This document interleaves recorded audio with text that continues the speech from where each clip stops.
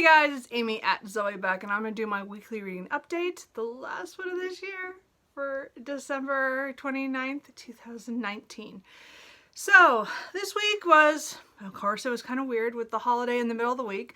I did have Monday and Tuesday and Wednesday off. I had taken vacation because, again, I thought I was going to have to clean my house for Christmas, and then I didn't have it at my house, so I didn't have to clean my house. So of course I didn't do anything. Anyway, I had a very relaxing couple of days, which was really nice. I didn't read anywhere near as much as I wanted to.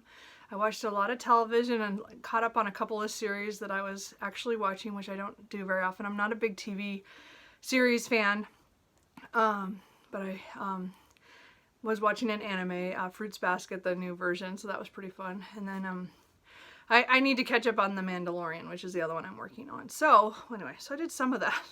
Not a lot. I'm still behind. Anyway, but beyond that, I didn't do a whole lot. I did go see the new Star Wars. I liked it. I don't care what other people think. I actually had all the feels. It wasn't perfect, but I enjoyed it, so I think that's good enough for me. So I'm glad I went and saw that on my day off, so that was worth it. Anyway, but I didn't read a whole lot. I think it's because the weekend was so disappointing to me on my reading last weekend. I picked up two books that I had been looking forward to all year, and I didn't like them. And I think it kind of threw my little brain kind of into a kind of like, whoa, what just happened? It was kind of just disappointing. So one of them, both of them I talked about last week. So let's just get into this. I'm gonna talk about the books first that I DNF'd. Then I'll talk about the books that I finished, the ones I'm in the middle of, and what I think I'm going to pick up farther into this week. We'll see. So the first one I DNF'd was 7 Days in May by Kim Izzo. I set this down on Saturday after reading it last Saturday. I read 35 pages, and one of the main characters that were following just did something that I was so upset about that, and I hate to say that, there are books that do make me react that way, and I'm like, I understand circumstances of doing things that might not be a good idea, but you have to also understand that I don't like unlikable characters, and if I cannot like the character or understand why they did it in a way that it makes sense to me that they would do that, then I don't care anymore. And this character lost it for me when she is in a high, security area of, she's signed papers saying that she won't, can't say what she does there at this, during World War II, or right before during World War I, or at least it is in Europe. And she looks at a message she was asked to carry from one high official to another. And she reads it thinking, well, I already have the clearance. Like, not that kind of clearance. She signed the paper saying she wouldn't talk about it. That doesn't mean she has the clearance to read other people's mail. Anyway, the point is, lost it. Done. Getting rid of the book. Anyway, so I was a little upset because I bought that book early in 2019. And all year I've been looking at it going, oh, I need to read it. I need to read that. And I just kept putting it off. Again, I do that a lot where I'm really excited for a book and I keep putting off that. Anyway, didn't work out. Anyway, so I'm gonna get rid of that. The other book I DNF'd was The Ghost Bride by Yangzi Chu. I really wanted to like this, and I really forced my way through. I got almost halfway. I got to 150 pages out of like 340. But I just got tired. Like, it just got tiring. So again, I liked the premise of this. It's 1893 Malaya, so it's before it becomes Malaysia. Anyway, so she's from a family that's kind of sunk down. Her father pretty much lost all their money, and so they're kind of on the edge. She's been kind of kept out of the public eye because she's doesn't have a lot of money, but she's she's not really worldly at all. And then, so the rich family in the town want her to become a ghost bride or marry their son who died 9 months before. And so, of course, nobody wants to do that because then she would be accepted into the rich family as a daughter-in-law, and then she would have all those privileges. But she's married to a dead man, so there's no kids, there's no marriage, really. There's just, just the status part. So it's very a rare thing, and she doesn't want to do it. Her father doesn't want her to do it. And but there's other circumstances going on, and then some weird stuff starts happening. Now, I liked all the weird stuff. I liked that we get kind of this mystical dead world, and you know, like this other world part to it, that has to do with being a ghost bride or trying to be asked to be that. And I did like that there was a thread of a romance in here, which I really was enjoying, like that part of it. But the problem is this it was first person. So I think my problem with that is because I write first person as a writer, I have issues when other people do the thing where every end of every chapter is, well, if I had known, or if I knew that at that time, I wouldn't have done that. And I hate that. I really, really hate that. That is one of my most hated narrative trope things, or things that they write in. I just cannot handle it. I get that this story is from this person's perspective and they're telling you kind of in it, but don't spoil it for me by saying, oh, if I'd only known, I would have done something differently. Well, duh, that was the whole story. There's so much more in the story. I'm sorry. Okay, I'm not gonna rant. But this started doing this every chapter end, and I started to get angry because I'm like, well, of course you would have done something differently if you'd known. I mean, does that not make sense? Like, I'm like, don't tell me that. Just tell me the story as you're living it, because it's first person. That is the perspective I'm coming in as.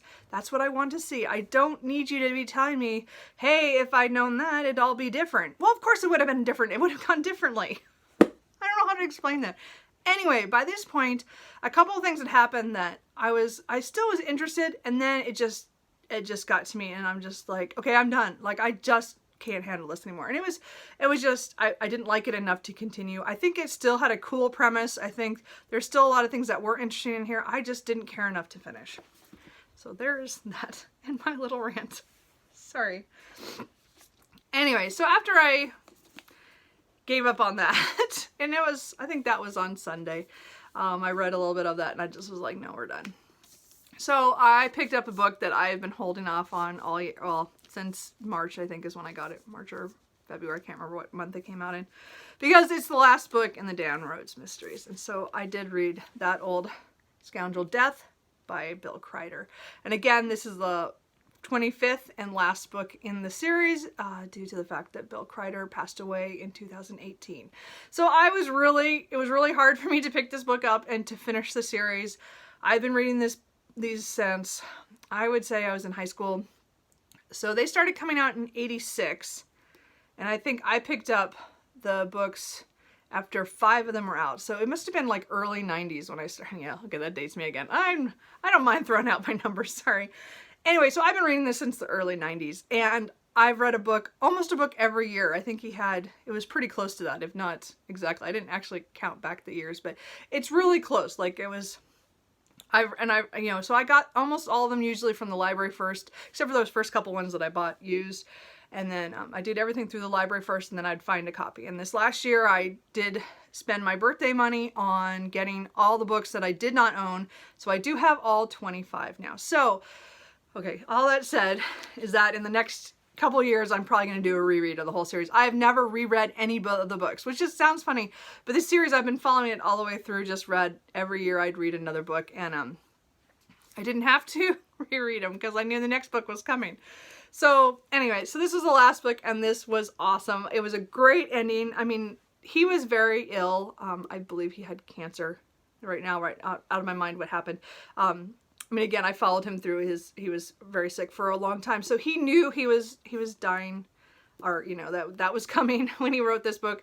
And I like the way that, even though dying is not a theme, it does talk about, because Dan Rhodes is the sheriff of a small county in Texas, and he's been that the whole, all the books. And he is just, he's, saying, well, next year he might not, go up for, or want to be elected again. So he might not run for sheriff next year. And that theme goes through. It was so well done with the mystery, which is some guy, there's an old building that they that some people want to preserve, other people want to demolish and build something else, and then somebody dies on the property, and how it all goes. Again, it's really small town. I would say, as I said, it's kind of small town police procedural is how I always describe this, is because it's just, that's how it is. It is the sheriff that he's doing the detecting. That's their department only has a few deputies, and the people in this are so funny. I always recommend starting at the beginning because you get to meet so many people early on, and they are all, like, a lot of them are all the way through. Some of them they come during the series, and then they're all the way to the end, and I just love this series and this book. And again, I've read and thankfully, or I got to participate in Mel's Bookland Adventures, her Mystery Advent, and got to tell people about Bill Kreider. And I just recommend him so much. He's so much fun and light and easy. But I love this world, this area and the county and all the people in it, because they're just so much fun and realistic to me. But there's also the murders and the mystery part, so I like that too. Anyway, I thought this was a great end to the series. I admit I cried, and I'm gonna tear up now. Such a good series, and I don't know, it's hard to explain when you've been reading one for so many years. And it's over. Anyway, that's so ridiculous that I just did that, but anyway. Whew, okay. Okay. So I picked up something very light afterwards. I mean, that was really light, but I meant, you know, like, it hit my feels, clearly. So I picked up Jennifer Ashley's Mackenzie Clan Christmas. I got this just this year. So what it is a bind-up of two novellas. One really long novella and one short one. One's 100 pages, 105 pages, and the other one's like 100 and 180. So, I had not read them because I'm not technically far enough in the series that I've gotten to read these. So I did buy this, and I thought I'll just read the Christmas ones because it has all the characters I know about. And the one that is the one that comes after all 11 books, because I've only read up to, I think, book 9. So, one of them I was okay with. I just had missed, I was one book. So I didn't quite get a little bit of it. And then the last one, I had missed a couple books. So it wasn't perfect for me. But these were fun if you read the Mackenzie McBride series. And if you're caught up, I would read them. Or read them at least in between what books you're supposed to, because it makes more sense. But I mean, they're cute otherwise. They follow mostly my favorite of the books is the first book, The Madness of Ian Mackenzie. Which is, again, this is historical romance, early or late 1890s kind of, or, well, I think it start in early 1890s and it kind of goes a little, or 1880s. And then the last part of here is in 1898, I think. So again, it's all Victorian, but they're just fun. As I said, they're great romances.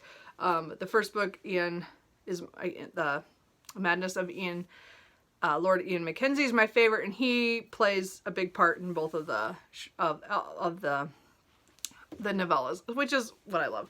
Anyways, but that's just kind of niche if you happen to be reading that series and you want that. But they did put a nice bind of it, so I have a physical, because I have most of the little novellas in ebook form because that's all I can get them in. So then I finished that. I didn't finish that on Christmas. I actually finished it on Friday. No, I finished on Thursday. So I came home and it was after Christmas, because I didn't read a thing on Christmas. There was not time. So Friday, I decided to pick up Adrift by Rob Beauford. So Beauford, I'm not sure how you say that. I've had this on my shelf, I think, all year. I think I got this end of last year. It's a sci-fi, and it has to do with a tour shuttle kind of is going out to look at the nebula, this really cool horse something. I don't remember if it's horseshoe or horse something. Nebula, I can't remember right now. And while they're out, suddenly the station where they come from has been attacked and destroyed. And then now they're out in the middle of this area all alone in this little shuttle, and there's only about 10 or 12, I don't remember how many there are all together for. There's like 12 of them, maybe a little less than that, people in the shuttle and how they're surviving. So I'm only, let's see, I'm about 140 pages in of 370. So I didn't make as much progress on this yesterday or Friday really that I wanted to. So, because I really want to get this done before the end of the year just to finish it out, but we will see. Hope to make a big dent on this today. So far I'm liking this. I don't love it.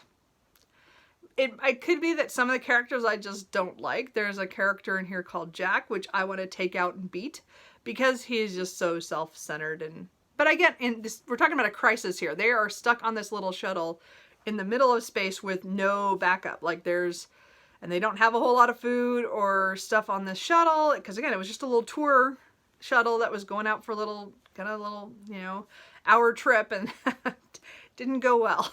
Anyway, so far, I mean, I like it for, some action stuff is happening right now, which is really cool. I do like a lot of the other characters. They're, it's because it comes, one of the perspectives is a 10-year-old named Corey, and I really like Corey. Corey is my favorite character so far in this. And now, and there's an older woman who's about 65 who she kind of Lorraine and, Lorena, sorry. And then Hannah is our tour guide who is her second day of work. And when this happened. And then they have a great, awesome pilot who is just mad. Anyway, there's good stuff about this. So I'll be able to talk more about it after I get a little farther. I'm pretty far into it, but I'm not sure if I'm going to like this all the way through, but we will see. Anyway, I am just rambling. Sorry about that, guys. So I'm going to read that. I am 5 hours from the end of David McCullough's John Adams. So I have 3 days. I would like to get this done. I'm going to try to get a couple hours done today. One of my Christmas gifts was one of those hobby carts, the ones that everybody has for their TBRs. I got one. So I might put that together today. We'll see. And I might listen to this. Either that or on New Year's. I haven't decided what day I'm going to do it, but I got a cart. I wasn't going to buy one, but it happened. Anyway, or, gift-wise. So, but anyway, so I have about 5 hours of this left to listen to. Just over 100 pages. Yeah, it's just like 100 and, just a little bit over 100. So I'm hoping to get this done before the end of the year, just to be done. Because again, I've really enjoyed this. I think this is a fantastic book on John Adams. I've not read another book on it. I've read other David McCullough books, so but this is, again, a lot of people have talked about this one, but this is a great one to read for. If you're doing the presidential reads, this is a good one. Anyway, so I'm really enjoying that. So those are what I'm reading right now. What I think I'm gonna read?